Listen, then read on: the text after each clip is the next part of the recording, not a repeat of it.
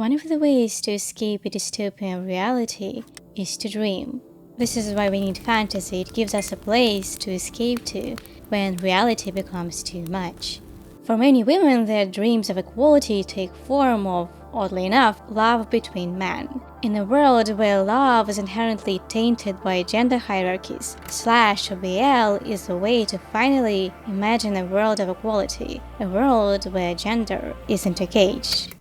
But then there is Omegaverse, and Omegaverse seems to exist solely to wreck that promise. It takes the one genre built on equality and maps it back onto a disturbing, exaggerated biological hierarchy. It's the fantasy that escapes the real world only to build a new, even more inescapable prison. Omegaverse originally emerged as a type of /fanfiction, set in an alternate universe with a very strict gender hierarchy. It is also known as alpha, beta, omega dynamics, or ABO, because in this universe people possess secondary genders. These genders are loosely inspired by a popular understanding of wolf biology and behavior, and they exist in a rigid, biologically determined hierarchy. In many stories, this hierarchy dictates a person's entire standing in society, where quite clearly omegas, the people who can get pregnant, are the oppressed gender. Because the humans in this universe have wolf-like traits in biology, they also have pheromones and a heightened sense of smell, mating and heat cycles, noting male pregnancy, and of course,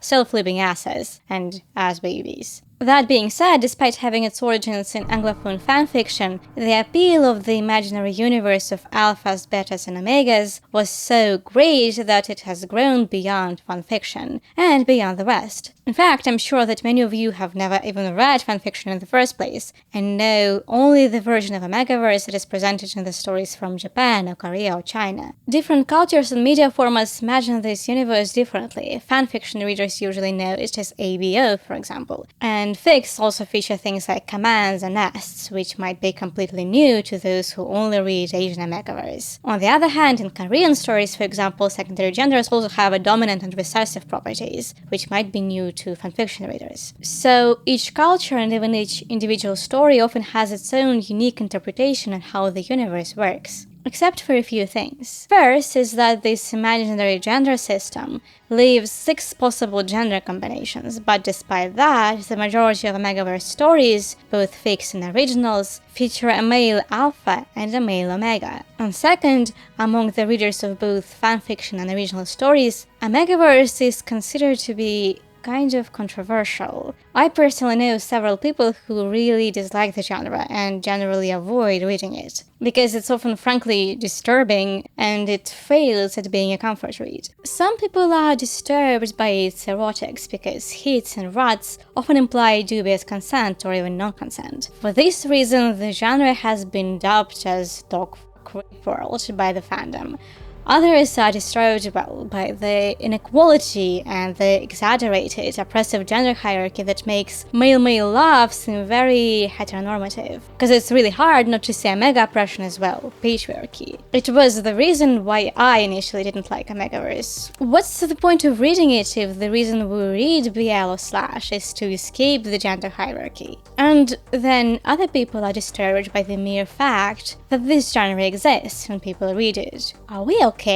Isn't it like super problematic? Should we be concerned? On the other hand, the fantasy of equality that male-male romance offers is kind of pessimistic if you think about it. In order to achieve this dreamlike state of equality, it first usually needs to get rid of women, as it's the only way of eliminating gender difference, and with it, the gendered hierarchy. Of course, the equality we end up with is essentially equality of sameness. Only the couples who have the same gender and the same bodies can hope to achieve equality. But isn't it, I don't know, kind of sad though? For those of us who have a cursed attraction to people whose bodies and genders are different, does that mean that for us equality is out of the question? Is equality of sameness really the kind of equality we are supposed to dream about? The Omegaverse is a disturbing universe where people seem to be quite literally oppressed by their own bodies, where equality itself seems to be a lost cause, where all hope is lost in the first place. But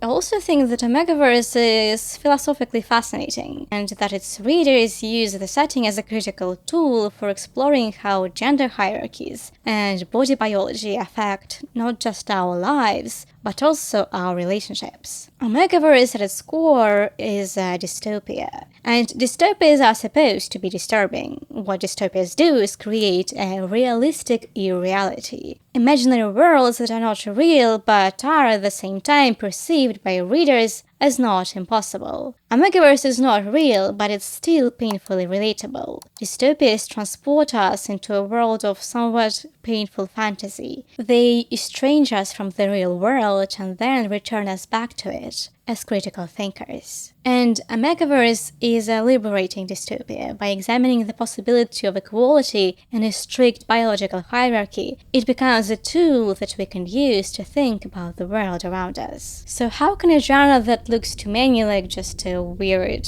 kinky fantasy with pregnant men do all that? This video is made possible by the wonderful members of my Patreon. Chapter 1. Bodies.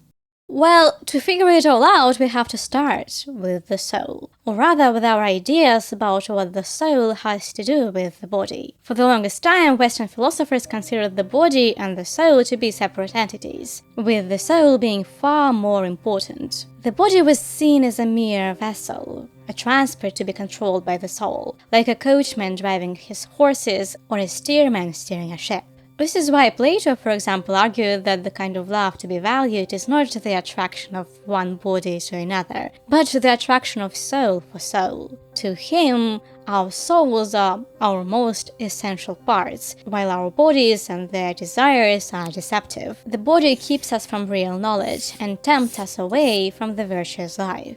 This is why, in this view, maintaining control over our bodies is of utmost importance. We must never give in to physical desires or let the irrational parts of our souls overpower the rational. To do so would be a weakness. This is also why physical love was often framed as shameful. In fact, that ideal spiritual platonic love we are told to strive for was, according to Plato, only truly possible between two men, because the union of souls could create something far more lasting than children. New ideas and wisdom. Ideas and wisdom never die. This spiritual union was preferable to heterosexual physical love, and especially, God forbid, physical love between men, because enjoyment of flesh by flesh was, in Plato's view, just wanton shame. So to summarize, we are told we must not only control our bodies, but never surrender to their shameful desires. I wonder then what those philosophers would think of a fictional alternative universe where bodies are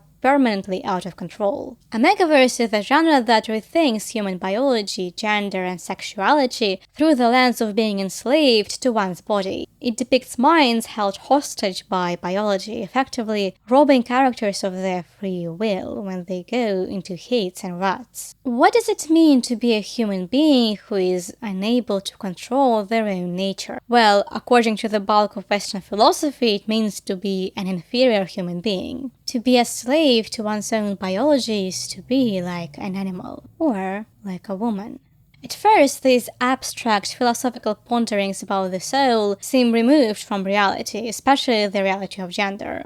For starters, most Western philosophers had little to say about women, as the topic seemed unimportant for serious musing. When philosophers like Plato did mention women, it was usually via offhanded misogynistic remarks. Remarks, in fact, clearly connected to his ideas about superior souls and deceptive bodies. When arguing for the importance of self-control, he used women as the ultimate example of what not to be. He argued that the worst thing a man could be was like a woman. Young or old, wrangling with her husband, defying heaven, loudly boasting, or involved in misfortune, possessed by grief and lamentation. Still less a woman that is sick, in love, or in labor. Plato's philosophy held an odd double message. On one hand, if the soul is all that matters, it shouldn't matter what body it occupies. But for Plato, the problem wasn't that women's souls were inherently inferior. It was that they occupied bodies they supposedly couldn't control.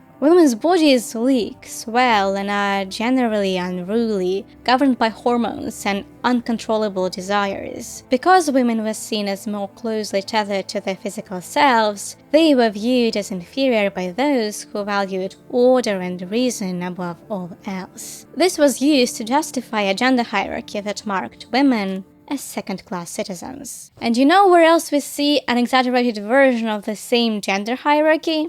In Omegaverse. There, Omegas are marginalized for the same reason: their bodies are constantly out of control. The genre presents the Omega body as one enslaved to biology, mirroring how female bodies were historically imagined to be out of control. Because Omegaverse is an imaginative genre, it differs from reality in some key ways. For instance, in some stories, a person's secondary gender often doesn't present until puberty. For many characters, the discovery of their gender comes as a shock, a literal biological verdict that dictates the rest of their lives. Children who were once equals are suddenly separated into a new hierarchy. In many stories, an Omega's first hit is described as a sudden traumatic event where their own body betrays them. It is strikingly similar to how a woman might discover her body as problematic, sexualized, and shameful during her first menstruation, where in her fevers, shivers, dampness, and uncertain states, her body takes on a new and unsettling dimension. For Omegas, during that first heat cycle, the gendered body reveals itself, marking the person as other. Thus, the body becomes gendered, a mark of an imagined nature that is beyond a person's conscious control. Even though Omegas don't menstruate, their bodies leak during heat, as an expression of instinctive impulses beyond the conscious mind's control. In that moment, they realize that they are trapped in a body that can betray them at any time. More than that, an Omega's lack of control over their body is also infectious. Omegas in heat are supposedly, quite literally, contagious, infecting alphas around them with desire, making them lose control of their bodies too. They are treated as a chaotic force that throws the world into a state of disorder, inconveniencing others and tempting them. The fact that this body betrayal is closely connected to desire and consent and makes Omegas, and I quote, brain-dead puppets is, well, we'll talk about that in a minute. Right now, let's just focus on the lack of control. Because you see, it's not always about the clear parallels between Omega bodies and women's bodies. Some stories instead treat Omega bodies as bodies with a chronic illness, an illness that brings chaos. First of all, to society, making them a problem for everyone else. Japanese stories especially seem to favor this interpretation, where Omegas are quite literally discriminated against because they are bodies with special needs that constantly need to be monitored and regulated. It is not uncommon, for example, for parents to repeatedly apologize to their Omega children for giving them life in the first place, because Omega bodies supposedly quite literally doom them to be a meiwaku, a nuisance to everyone around them. The uncontrollable leakage of their bodies and the vicious hormonal cycles are treated as a constant source of shame. And even though I'm not an Omega, and Omegas in fact don't exist, I do know the visceral shame of having my own body leak, especially in public, where I fail to get a grip on it and to regulate it properly so that it doesn't inconvenience others. And so do Omegas. They think of their own bodies as gross and dirty. For them, it seems to have a body means to be constantly ashamed of it. So many Omegas and Alphas too resent their uncontrollable bodies. They hate the fact that their bodies are not neutral vessels that can be simply controlled with their minds. They hate their secondary genders and want nothing to do with them. Sherlock, the Omega from the Gilded Cage, quite literally calls his body a transport, which mirrors the way we've been taught to see our bodies as a nuisance, a mere transport with incessant demands, transports that sometimes break and malfunction. Because again, for the longest time, a thinking subject was imagined in philosophy as disembodied, a pure mind for which a body is merely a shell. The mind not only subjugates the body, but occasionally entertains the fantasy of fleeing its embodiment altogether. What a relief would it be to not have our bodies, then we would never have to be ashamed of them.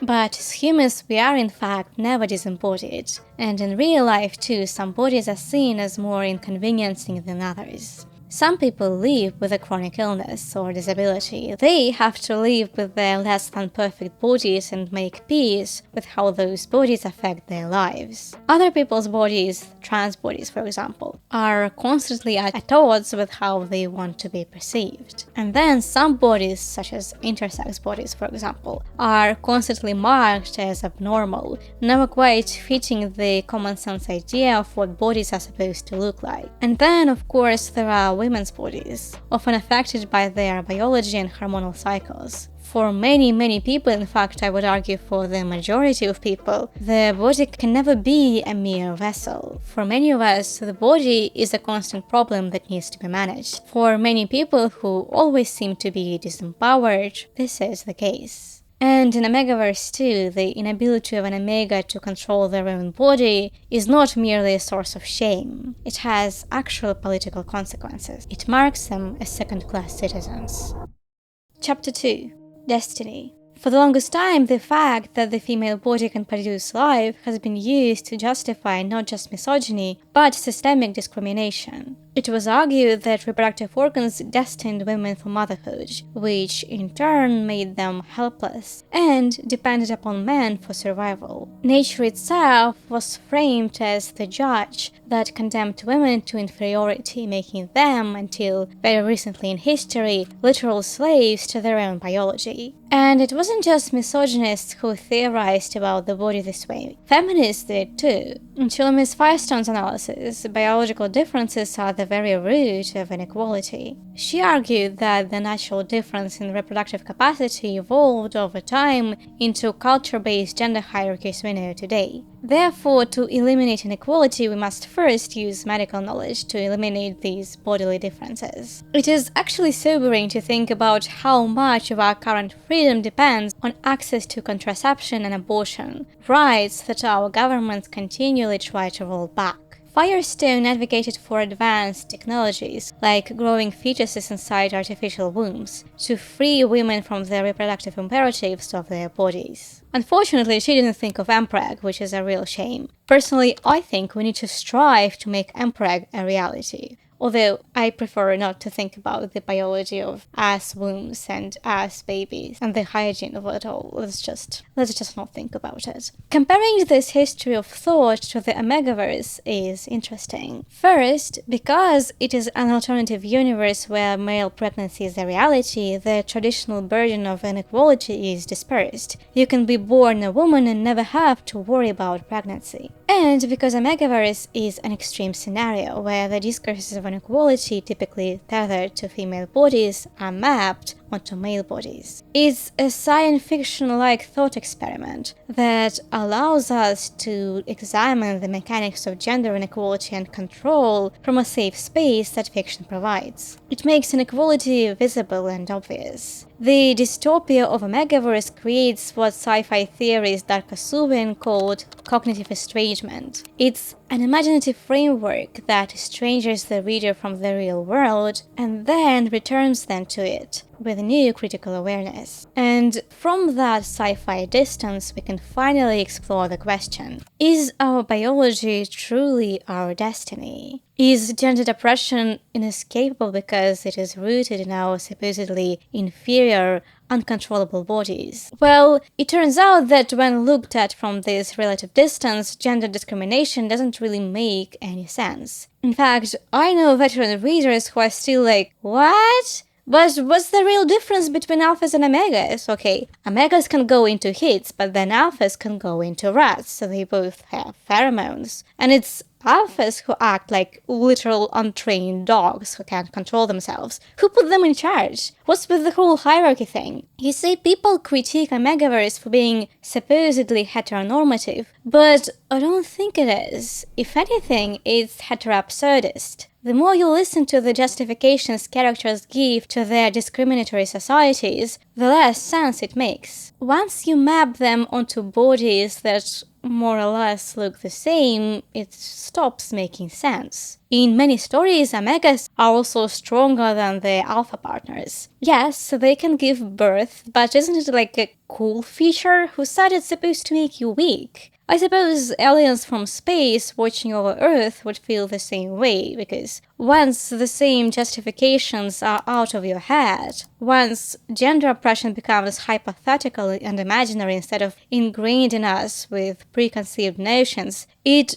starts seeming absurd. Because it is absurd. It's not about biology, it's about stupid people and people in power who don't want to let go of their privileges. And as we've just established, it's actually okay for a person to have a body, and for that body to sometimes have special needs and quirks. Because we're organic creatures, not robots. We can't separate our software from our hardware. We're not made of metal. The mind and the body are not two separate entities. They are one unit. Our minds are embodied, and our cognition is in many ways shaped by our bodily states and by the capacities of our organism. And this embodiment is actually the contemporary philosophical view of the mind-body paradigm, that the mind can't be really separated from the body. It's perfectly normal for us to be tired, to have low energy cycles, or to have hormonal changes. It's okay that our bodies have their own needs. They belong to us just as we belong to them.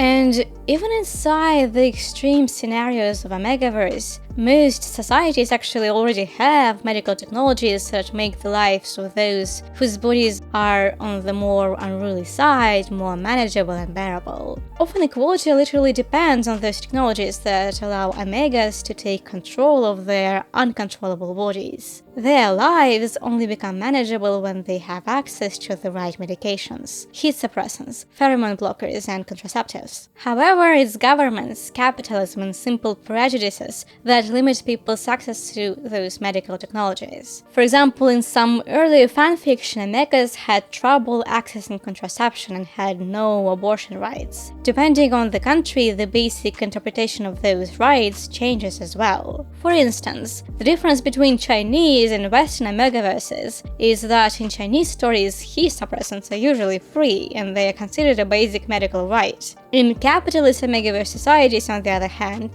there might be many different kinds of medication, and none of them are free, and the cheapest ones might have severe side effects too. So, an omega's ability to have control over their body and therefore their life quite literally depends on class. All of those things are, well, relatable, or at least easily imaginable. Even though Omegaverse is a dystopia, we perceived many of its features as not impossible, even if it explores worst-case scenarios and pushes inequality to an absurd level. Because it's a fictional dystopia, we can have distance from its disturbing realities, which makes it easier for us to explore those disturbances. These stories transport us to a world that is seemingly very different from our own, and then return us back to reality as critical thinkers. And also, because it's a dystopia, it's supposedly merely a thought experiment. It doesn't claim to accurately reflect real-world gender dynamics. This, in turn, allows these stories to be as frank and as brutal as they want to be. For example, when it comes to Japan, Omegaverse is quite literally the only pop genre that addresses gender equality outright. Even shoujosei stories usually only hint at sexism, perhaps to avoid the inevitable not all men critiques or accusations of unfair generalizations. But with Omegaverse, the frustration regarding gender inequality can finally be spoken of openly. Because the characters are biologically different from us, the author has the license to be as radical as they like. Alphas and omegas don't really exist after all.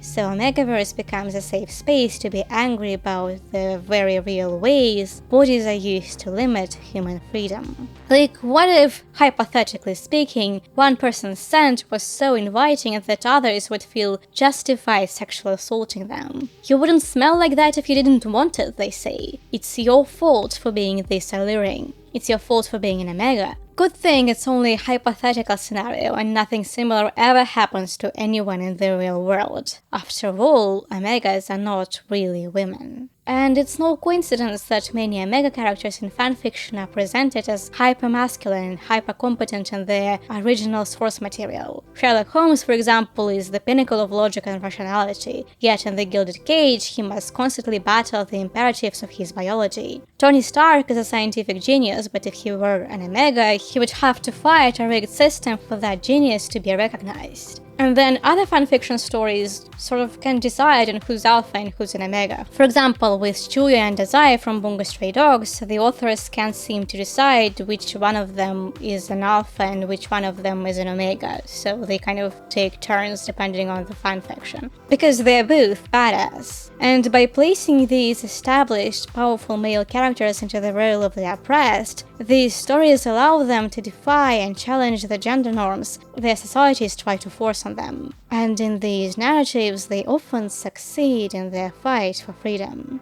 Is biology their destiny? Well, of course not. Look at them. They are genius and badass. Of course they can achieve whatever they set their minds to. Obviously, these are people, not genders. Yeah, bodies and hormones can be somewhat inconvenient, but it's not a biological verdict. Clearly, it's their bullshit societies that limit their freedom in the first place. Look just how easy it is to see the absurdity of this whole gender hierarchy thing when you look at it from a distance of dystopia. If anything, what these stories show us time and time again is that people don't fit to gender boxes. Omegas can give birth, but that doesn't make them feminine. They aren't always feminine in the traditional sense. Sometimes it feels like the opposite. Take Joshua, the Omega from Kiss Me If You Can. He often seems much more masculine than Chase, the alpha who is clearly feminine-coded. Then there is Doohyok from You Are My World, a badass athlete who can kick the ass of anyone who tries to assault him. Tsugumi from Megumi and Tsugumi, who is so stoic and disciplined that he manages to control himself during his heat cycles through the sheer force of will alone.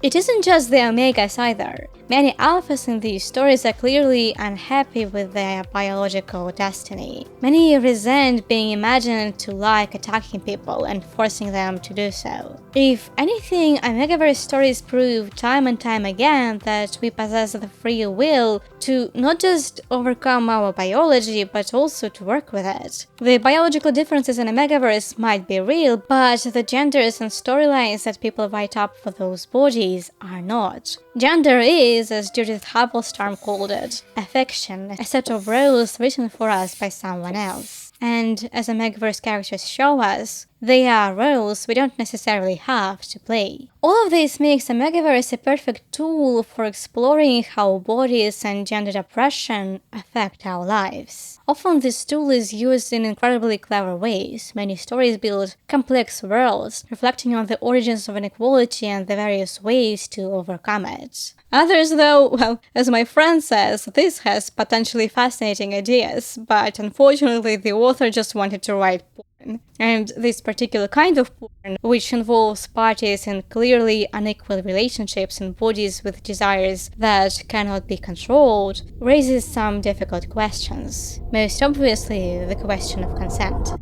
Chapter 3. Consent. One of the core questions radical feminists of the second wave asked about heterosexual relationships was this: is it truly possible for someone existing within a power imbalance to give meaningful consent? Kathleen McKinnon, for example, argued that in a society where men hold all the social, legal, and economic power, it becomes difficult for women to distinguish between desired intercourse and rape. For the longest time, the concept of marital rape was a legal impossibility. By virtue of being a wife, a woman was seen as having given permanent, irrevocable consent to her husband. I once read a medieval romance where the heroine consents to sex on her wedding night. Not because she actually wants it, but because she reasons that it's her duty as a bride. She doesn't even stop to consider her own desire. She doesn't enjoy the act. Her husband is too rough. And while they negotiate her enjoyment later in the book, that initial encounter is haunting. To be honest, that kind of, I guess I have to do my duty consent feels much more depressing to read than any kind of dapcon. There is something uniquely soul-crushing about a character who has been so conditioned by society that she doesn't even realize she can say no. Considering all this, the Omegaverse is a consensual dystopia, a world where situations in which a person cannot give meaningful consent arise constantly. Not only are omegas often treated as a property, but their very biology seems to be rigged against the very possibility of agency. During a hit, they are frequently depicted as willing in a way that bypasses the mind entirely, turning them into what Yuri Plisetski from one of the fanfictions for Yuri on Ice calls brain-dead puppets. And it's for this reason that ABO fiction is also dubbed in fandom as Dogf peworld. Technically, it kind of is. However, this extreme setting is exactly what allows authors and readers to explore questions of consent in a meaningful way. So, allow me to ask a really dumb question. What is the actual problem with rape? The obvious answer, beside the physical injuries, is someone is doing something to you that you don't want. And the fact that they are doing it means that they have power over you. Rape is about power and dominance. Sexual violence reduces a person into a thing without a will, a vessel to be used and disregarded. It is fundamentally humiliating because it treats a human being like a tool to satisfy someone else's bodily needs. Literally a human toilet, as was once called in Banana Fish. It's humiliating. To avoid violating a person, you have to treat them as a human being, a being with a will of their own that is worthy of consideration. For that to happen, a person must first be able to express that will. That is the essence of consent. If a person is blackout drunk or sleeping, they cannot express their will. Therefore, they cannot consent. If you have sex with someone in that state, you are disregarding their humanity and reducing them to an object. It's that total disregard for their personhood that is humiliating, regardless of whether the act itself was physically pleasurable for them or not. If we consider our will to be an expression of the mind, then an omega in heat clearly cannot give consent. They are delirious. They have lost control over their physical selves, and others can use that body against them. Their body betrays them, their mind is sidelined, and they are reduced to a thing. Even if the body wants it, the mind is not present to authorize it. Engaging with them in that state is humiliating for them precisely because their actual will has been rendered insignificant. This creates an odd equation in some of these stories. For example, a couple may have had consensual sex before, but negotiating consent during a hit remains a massive problem, precisely to avoid disregarding the omega's will. Because if their body wants it and their mind has taken a back seat, the body's impulses should be disregarded because the body has no rightful authority over the mind, right? Because it might seem like an odd problem. Here's a cookie. I want to eat it. Is it because my mind wants it, or my body? I can imagine a situation where my body craves it, but my mind knows I shouldn't. Perhaps I'm diabetic or allergic. Would I feel humiliated if I gave in to that bodily desire? Well, maybe not humiliated, but I might feel like I failed a moral test or something, falling back on the idea that the mind should control the body. However, giving in to a cookie and giving in to sexual desire are not the same things. We generally don't view eating a cookie as shameful, but for many, sex, and specifically uncontrolled sexual desire, is still coded as humiliating. It is definitely considered shameful and humiliating for omegas. In fact, for omegas, the supposedly passive role of the bottom who is used and penetrated is also used as a justification for oppression, because in the eyes of their purely hypothetical and exaggerated societies, if you are under someone in bed, it makes sense that you're under them socially. Omegaverse societies see the omega's sexual role as inherently humiliating. So to actually be willing to assume that role is seen as doubly humiliating. And logically, how do you consent to your own humiliation? Well, You don't, actually. And many Omegas actually actively oppose it, as a quote from one of the earlier Omegaverse fanfiction stories puts it. What was really annoying was that Jensen has lived his life vehemently opposed to being under anyone, much less an alpha. It was hard when someone would offhandedly suggest that Jensen belonged under someone, under an alpha, even a beta, just under. For Omegas, sexual desire itself is a problem because they are told that their desire is the root and the justification for their oppression. In the majority of Omegaverse stories, the Omegas are not women, which means that they have Instagram-approved nipples and lightsabers, and that creates distance, allowing us to engage with the story while remaining spectators. In fact, both in fanfiction, which often turns very masculine characters in Omegas, and in original stories that purposely break gender roles, sex itself is a site of struggle because physical intimacy is used against Omegas. The parallel here is very obvious. It's strikingly similar to how women's sexual desire was seen for the longest time, as a shameful, tainting thing that should be every woman's downfall. Who were called fallen women?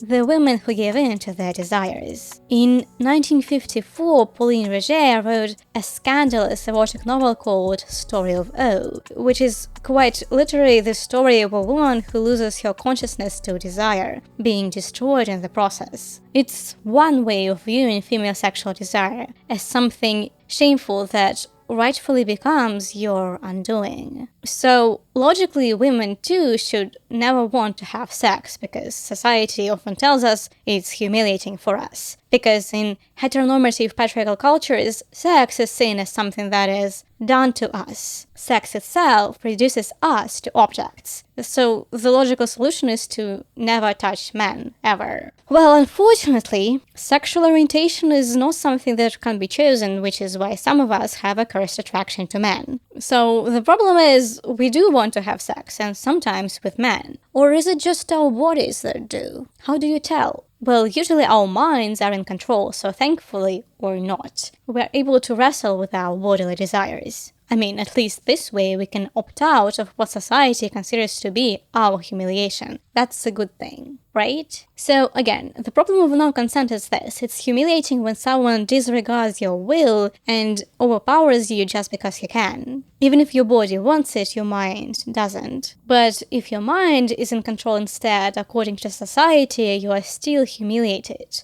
by willingly becoming someone's bottom. There is no winning here. The actual problem is this. Shame culture complicates sexual desire and makes consent difficult. Gender hierarchy makes consent even more difficult. So, in Omegaverse, with its extreme hierarchies and shame culture, desire is a conundrum. For Omegas and for Alphas too, because how are they supposed to engage in intimacy when society tells them that by doing so they are humiliating the person they care about? So for Omegas, hits are both a problem and a solution. They are a problem because an Omega in heat can have their will disregarded. It's a solution because they have no other option but to give in to their bodies, enjoy sex, and have 20 orgasms a day. The animality of those desires of bodies that are unable to control themselves and literally have no other option but to let go of all shame and those bullshit hierarchies is what makes it, for the characters, both a site of anxiety and a site of release. Because what they can also achieve at the end of those raging cycles of uncontrolled desire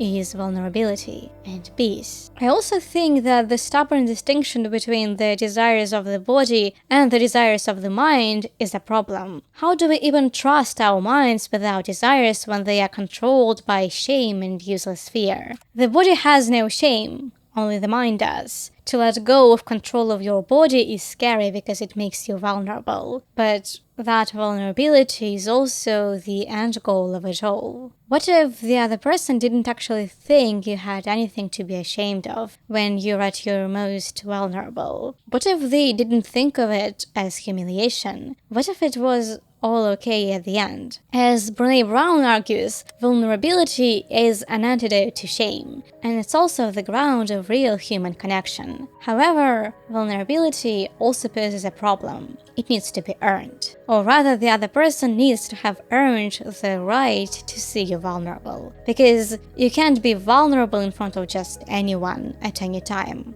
That's what many people get wrong about vulnerability. Some people use it as a shortcut to get close to people, so they end up oversharing, for example, by dumping all of their raw and unfiltered emotions onto a person who hasn't yet earned the right to hear their story. In order for such a connection to happen, both people need to have shared parts of themselves before. Both parties have to chip away at their armor little by little in order to be able to let go of it. Trust needs to be established first. Which is why in Omegaverse, even though heats offer an opportunity to be vulnerable, because they are genuine vulnerabilities, quite often the right to be with each other during heat is something that needs to be earned with trust first. And often the stories will go out of their way to establish that trust between the characters first, to work out all the difficult questions and negotiate consent while everyone is still sane and thinking clearly.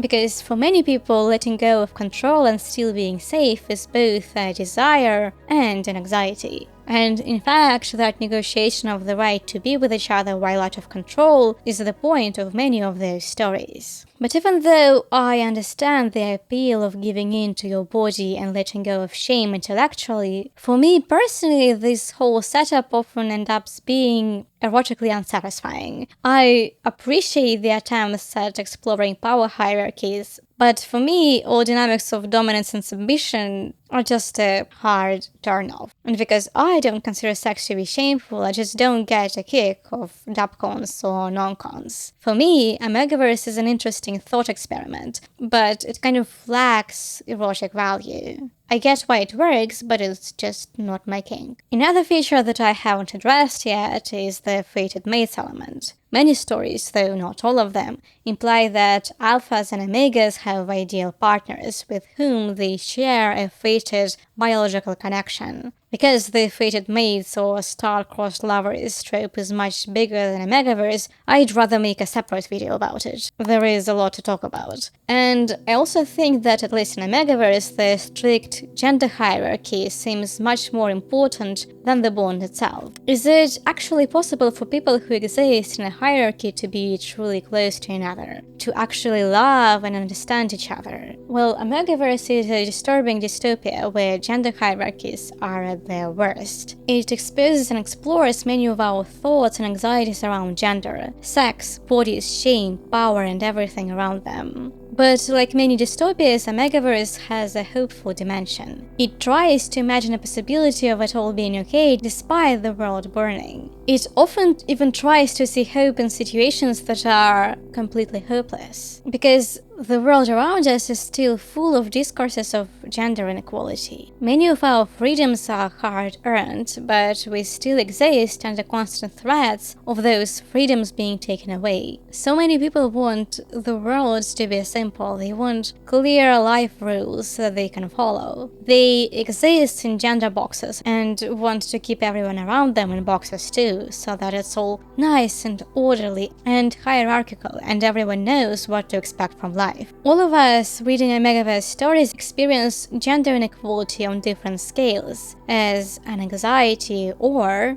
as a constant reality that seems to have no light at the end of the tunnel. The genderless world that regular/or BL offers genuinely seems nice. It seems like a perfect fantasy of equality. But for me, personally, that fantasy is not enough. I don't want equality at the cost of everyone being the same. Gender is fiction, but that fiction has roots in our ideas about what it means to have bodies that are different and present. If the cost of equality is bodily sameness, bodies that are never a nuisance, bodies that are as neutral as a piece of metal with software installed, then it's not enough for me. Equality that is only possible in the absence of difference is a false one. To crave a man's body as an answer to gender inequality is to suggest that there is something genuinely wrong or disturbing about the leaking and hormonal body that I do have, and that my oppression is justified by this disturbance. The equality that matters is the one where bodily or gender differences have no say in how people are treated or what place they occupy in a society. Omegaverse is a thought experiment that takes us to a faraway place where people are affected by their biology much more than we are, where their bodies seem to dictate how and whom they desire and how they are treated in society. It's a disturbing dystopian place, yet when we return from it to reality, we return liberated,